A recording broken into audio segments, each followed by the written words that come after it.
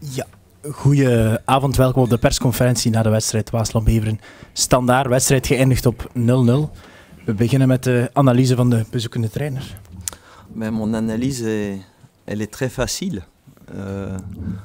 C'est pas toujours le cas dans certains matchs où on peut faire une analyse très concrète et très rapide.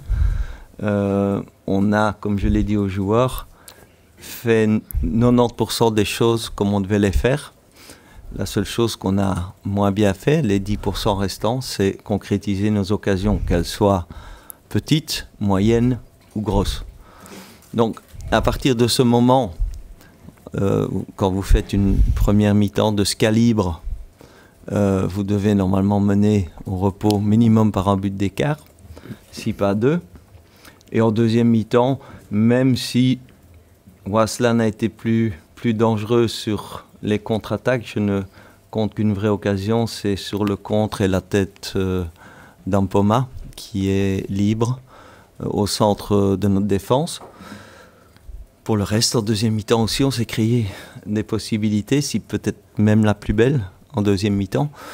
Donc, reprocher des choses aux joueurs après le travail qu'ils ont effectué en venant afficher une telle suprématie en déplacement, je ne peux pas le faire. Parce qu'ils ont travaillé dans le schéma qu'on leur a demandé, ils ont fait ce qu'on leur a demandé. Et après, on a été créatif dans le jeu, on a été créatif sur les phases arrêtées. On a mis l'adversaire chaque fois en difficulté, mais il y avait toujours un pied, une ou plusieurs fois les mains de Rouf pour sauver ce qui pouvait être sauvé. Donc voilà, je suis déçu de ne pas emporter les 3 points qu'on aurait mérités, mais je ne suis pas déçu de la prestation de mes joueurs. Dank u wel voor de analyse. Dan ga ik over naar onze trainer. We zijn aan de match gestart, een beetje zoals vorige week in Zulte-Waregem. En aan de rust dacht ik, als we zo blijven verder doen, gaan we echt in de problemen komen en zal het onmogelijk zijn om nog een punt te pakken. En ja, in de tweede helft hebben we een tactische aanpassing gedaan die maakte dat we ons een beetje beter voelden. We hebben er ook een beetje meer in geloven. En dat heeft ervoor gezorgd dat we iets beter waren in de tweede helft, dat we een beetje dreigender waren, wat helemaal niet het geval was in de eerste helft. We hadden precies schrik om te voetballen.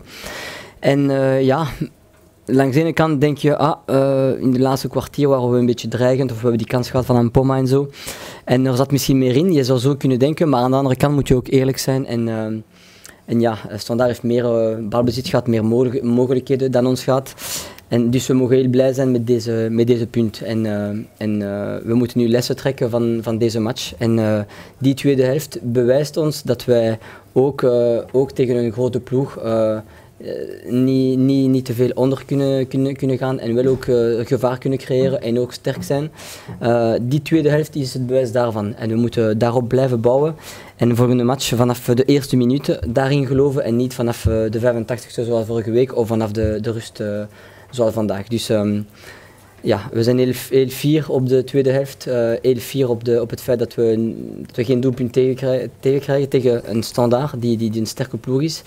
En we moeten verder bouwen op deze 2 punten. Goed, dank u wel. Hiermee sluiten we af voor de persconferentie in het stadion.